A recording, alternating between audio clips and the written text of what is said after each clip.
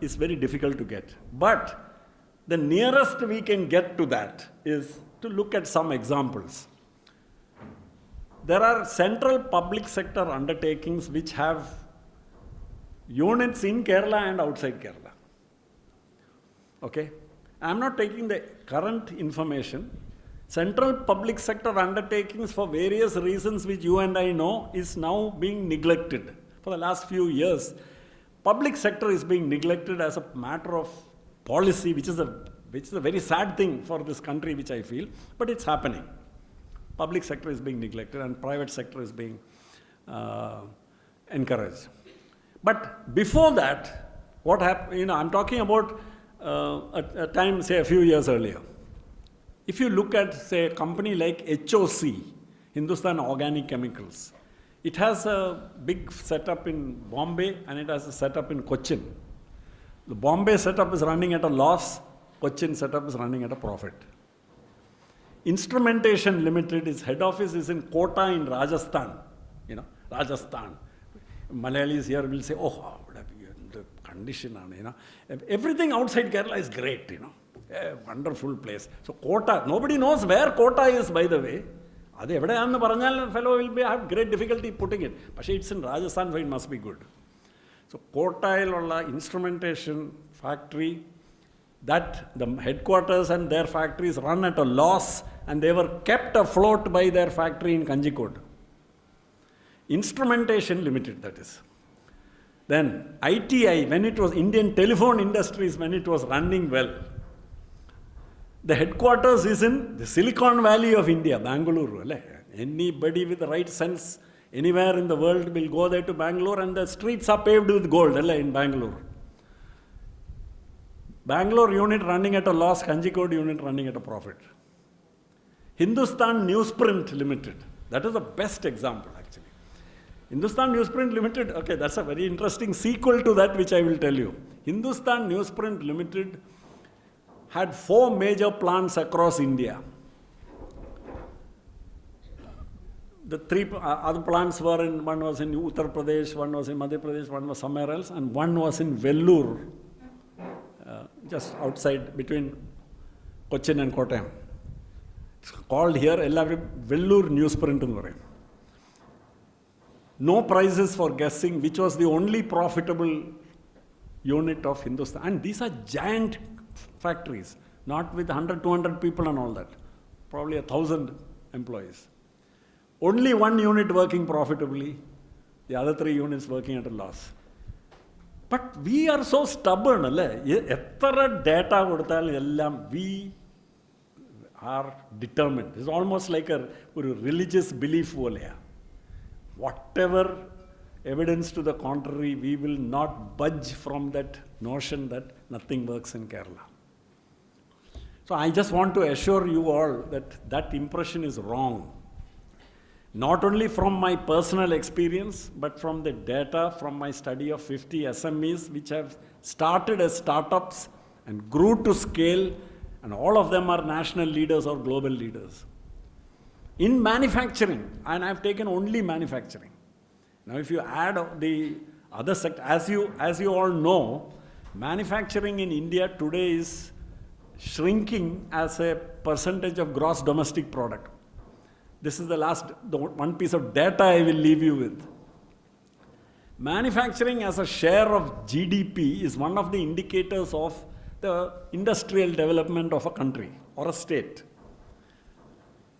Kerala, during this 60s, 70s and 80s, was passing through a phase of what was known as deindustrialization. It was called deindustrialization because Kerala already had a manufacturing sector. What many of us don't realize is we had one of the very prosperous manufacturing sector in cashew processing, coir processing, cashew processing around Kollam, coir processing centered around Sherthala and Alua, then handicraft and textiles in the north, Kannur and certain Thrissur and certain places like that, and certain other tile making and also organizations like Comtrust and also.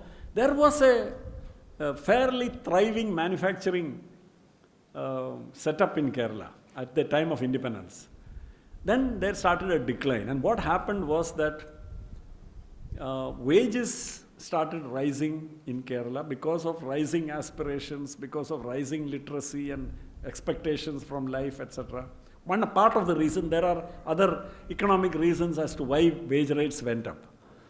So most of these manufacturing sectors like cashew, coir, etc. were low value adding, commodity price based sectors which are very sensitive to raw material prices. And as is happening across the world, what happened in Kerala? These industries migrated to lower wage regions. That did not mean industry is cannot function in Kerala. Nowhere in the world have any country managed to stop or reverse the movement of industries which want to go to a lower wage area. No country, no region in the world can lower its wage rates. Who will lower the wage rates? It's a nonsensical economic policy. It never happens. So, these industries migrated out. And with that was born the narrative that the deindustrialization of Kerala is happening. So, Kerala's industry, which was contributing more than 14-15% of gross state domestic product earlier on, by the time the 1990s started, this percentage had dropped to 7%. And it was dropping. The last time anybody measured was in 1990. Then people, I think, stopped measuring that, thinking that whatever little industry here in Kerala is gone. What they did not notice that below the radar, unnoticed, some new industries started coming up. Which were these startups which I mentioned? They started small, so nobody noticed them. No full-page announcements and all that came in any newspapers. No ministers came to cut ribbons and make speeches and whatnot. Nothing of that kind happened. These just started small, 5 lakh, 10 lakh investment and all. They slowly started growing. And over a period of time, you know what the figures are now? After manufacturing as a percentage of GSDP had dropped to below 7%, today it has climbed to 14% again. And in fact, my friends, it is climbing, it is higher than the national average. How many people know that? The national average for manufacturing as a percentage of GDP is lower than the figure for Kerala. And we consider Kerala to be a non-industrial state. So, the summary of it is just this, that this is actually an excellent ecosystem for business, for startups. There are others here who are better qualified than me to talk about the startup ecosystem here, which for the last 3 years running, the Niti Aayog and the Startup India initiative of the government of India has rated Kerala startup ecosystem as the best startup ecosystem in India. The certificate has come from Delhi, okay, not from here. Now, what an SME, a startup needs, or a MSME, micro, small, or medium scale enterprise. And 90% of our business enterprises fall in this category. Not only in manufacturing, but in service sector, in IT, in all these other fields. IT is a really booming field in Kerala. People forget that, They don't realize that just because we don't have our own Infosys and Wipro and all that, though all Infosys and Wipro have huge facilities in Kerala, we have our own startups. And they are product companies. They are not service companies. There's a difference. Why are there so many product companies located in Kerala? IBS is one, Suntech is another, and there are a few more that I know. These are product companies, highly profitable companies with a lot of experts, not just coding being done there, but a lot of analysis and high-end stuff like AI and blockchain and all that being done. So I think I'll just end there, saying that we have a situation where arguably one of the best startup ecosystems is here. The manufacturing ecosystem is really good. A lot of thriving and successful companies are there, and many more coming up every day. And we don't want to see from horizon to horizon. We don't want to see factories and smokestacks and smoke coming out. We don't want that kind of industrialization. The kind of industrialization that we want is this modern, high-tech manufacturing, which employs skilled people and pays them well. All these companies which I'm talking about, the average CTC, cost to company of their skilled worker category, will be between 30 to 40,000 rupees a month. That's the kind of employment which we want. We don't want these factories like Wistron and Foxconn and all that, where you have 10,000 women put there being paid 5,000 rupees a month. We don't want that kind of factory. And that kind of industry is footloose. It is here today, and tomorrow, if there is anything which they don't like in some concession which the government has given and which they're demanding, if they don't get, they're up and they'll push off. What will they leave? They'll just leave an empty shed, that's all. There's no plant and machinery, nothing, no heavy investment has happened there, and 10,000 people will be without jobs. So let's not fool ourselves. We don't want industrial development like that.